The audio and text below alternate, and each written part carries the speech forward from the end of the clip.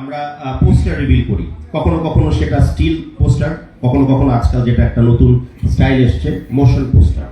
কিন্তু আমরা আজকে সেই পথে পা বাড়াবোই না। আজকে আমরা একটা ফার্স্ট লুক ভিডিও রিভিল করব এবং যেখান থেকে আমরা বুঝতে পারবো যে এই নামে, অর্থাৎ ওখানে একটা বড় নাম আমরা দেখতে পাচ্ছি, রাক্ষস, এই নামে একটি সিনেমা আসছে। তো রাক্ষস নিয়ে এবং এই সিনেমার কর্মকাণ্ড কিংবা আগামীতে তারা কি করবেন এগুলো নিয়ে কিছু কথা অবশ্যই তাদের মুখ থেকে শুনবো। তো সেই হিসেবে প্রথমে আমি, যদিও আসার কথা ছিল আজিম সাহেবের, আজিম হারুন, তিনি আমাকে কানে কানে বলে গেছেন তাকে যেন না ডাকতে, তো সুতরাং আমি তাকে ডাকছি না। You can still come, you want to come, if you want to come you can come. Azim Harun. Assalamu alaikum everyone. Firstly, apologies for the delay and especially to the gentleman who was here. I strongly apologize for the delay. I hope you can forgive me. So first of all, thank you so much for coming, and I don't know what to say. So what I did was I just went out and wrote something on WhatsApp. This is what I'm going to say. Right? So today, inshallah, we are unveiling the first look video, right? And I'm 100% sure, inshallah, that you're gonna love it, because I loved it as an audience. And if I didn't love it, it was not gonna come. So as you all know, I always say I'm an audience first, producer later. So enjoy when it comes. Love you all. Thank you, Mr. Azim Harun. এবার আমি মঞ্চে ডেকে নিচ্ছি, অর্থাৎ এই ডায়াসে in fact ডেকে নিচ্ছি আমাদের এই সিনেমার যিনি পরিচালক, ক্যাপ্টেন অফ দ্য শিপ, আমার খুব কাছের ছোট ভাই মেহেদী হাসান হৃদয়।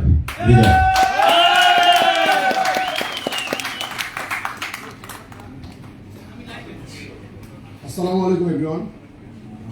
শুরুতেই সরি, যদিও একটু দেরি হয়ে গেছে। শোনা যাচ্ছে এখন? সো সবাই বিষয়টাকে স্বাভাবিকভাবে দেখবে। আর আমি যখন বরবাদ বানাই, বরবাদের ফার্স্ট প্রেস মিট যখন হয়, তখন আমি বলছিলাম যে আসলে আমি সত্যিকার অর্থে গুছায় কথা বলতে পারি না। সো গুছায় সিনেমাটা বানানোর চেষ্টা করি। তো ওই জায়গা থেকে গুছায় সিনেমাটা বানাইছি এবং বানানোর পরে যেটা হয়েছে, আমি সারা বাংলাদেশের মানুষের এত বেশি ভালোবাসা পাইছি, এরপরে আসলে আপনাদের ভালোবাসা নিয়ে সেকেন্ড ফিল্মের যাত্রা শুরু করছি। অবশ্যই ভালোবাসার জায়গা থেকে সবার যে এক্সপেকটেশন, আমার রেসপন্সিবিলিটির জায়গা থেকে আসলে কতদূর পারছি, কতদূর কি করতেছি, চেষ্টার জায়গায় কোথাও কমতি রাখতেছি না। বিকজ সবার আমার উপর একটা এক্সপেকটেশন আছে যে আসলে আমি কি বানাইতে যাচ্ছি আফটার বরবাদ। সো ওই জায়গা থেকে আমি তো একটু নার্ভাস আছি। তারপরেও আসলে দীর্ঘ 1 ইয়ারের মতো হচ্ছে মানে চেষ্টা করলাম গুছায় কোনো কিছু বানাবো। সো গুছায় যেটা বানানোর চেষ্টা করতেছি ওইটার এক ঝলক আছে। তো আশা করি একটা ঝলক দেখার পরে সবাই বুঝে ফেলবেন যে আসলে কি আসতে যাচ্ছে। আর বাকিটা তো আসলে নিজেরটা নিজের বলার কোনো কিছু নাই। সো আপনারা দেখেন, এরপরে আপনারাই বলেন, এবং আশা করি ভালো কিছু করছি আমরা সবার চেষ্টায়, মিলেমিশে চেষ্টা করছি। আর বেশি কথা বলে আসলে সময়টা নষ্ট করার দরকার নেই। আরও অনেকে আছে, আমার প্রডিউসার আছে, আমার হিরো আছে, আমার হিরোইন আছে, আর অনেকে আছে। দেন আপনারা অনেকের মতো ওয়েটও করছেন। সো এখানেই মনে হয় শেষ করি না। এরপরে দেবাশিসদা কার পালা, আসেন। Thank you all, thank you. আমি তো পালাকার, আমি ডাকবো না, অসুবিধা নাই, তুই টেনশন নিস না ভাই। মেহেদী হাসান হৃদয়ের জন্য একটা করতালি হয়ে যাক আপনাদের সবার পক্ষ থেকে। He did a fantastic job in Barbaad, এবং আমি জানি যে এর থেকেও ভালো কাজ করে দেখানোর ক্ষমতা তার আছে, এবং I am a little biased about him. It's a brother to brother, অন্য কিছু না। Thank you. আচ্ছা, একটা ছেলেকে দেখেছিলাম প্রথম মনে হতো যে অভিনয়টা ওকে দিয়ে হবে, তারপরে দেখলাম যে না হচ্ছে। দু একটা ছবি দেখলাম, লাস্ট একটা ছবি আমার হৃদয়ে, আমি না, আমার মনে হয় আমাদের এখানে অনেক দর্শক আছেন, অনেক পরিবেশক আছেন, প্রদর্শক আছেন, যারা আমার সবচেয়ে কাছের আমার সাংবাদিক ভাই বোনেরা, তারা দেখেছেন, জানেন, রিপোর্ট করেছেন অনেক সেই সিনেমার প্রসঙ্গে অনেক কথা হয়েছে, বাট একটু হলেও সেই সিনেমার নামটা টানতে হচ্ছে।